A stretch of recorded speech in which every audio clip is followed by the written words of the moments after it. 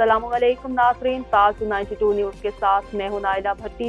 चलते हैं आज की अहम खबर की तरफ। टंडोलियार से तारक हमीद अब्बासी की खबर शामिल करते हैं। पाकिस्तान राह हक पार्टी ने अवामी मसाइल के हल के लिए डिप्टी कमिश्नर ऑफिस के सामने धरना देने और कौमी सूबाई असम्बली के मेंबरान के बंगलों के सामने एहतजाज करने का ऐलान कर दिया। तफसीलात के मुताबिक मीरवा रोड पर जमा गंदे पानी के खिलाफ राह हक पार्टी का एहतजाजी मुजाहरा। गंदे पानी की वजह से जनाजों की बेहुरमती हो रही है, आला हुकाम नोटिस लें। हाजी ज़ीशान कायम खानी मीरवा रोड पर वाक़ कंडा वसी कब्रिस्तान के सामने गुज़श्ता 4 माह से गंदा पानी जमा है।